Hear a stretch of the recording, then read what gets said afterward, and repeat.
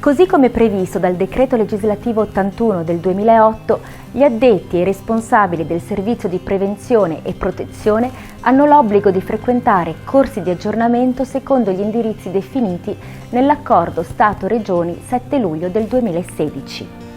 Quest'ultimo impone un aggiornamento formativo quinquennale rispettivamente di almeno 20 ore per gli ASPP e 40 ore per gli RSPP, a partire dalla conclusione del modulo B comune. L'obbligo di aggiornamento previsto dalla vigente legislazione rispecchia la necessità di mantenere le proprie competenze nel tempo, attraverso percorsi formativi che consentano un continuo aggiornamento alle normative, sempre più articolate ed in continua evoluzione.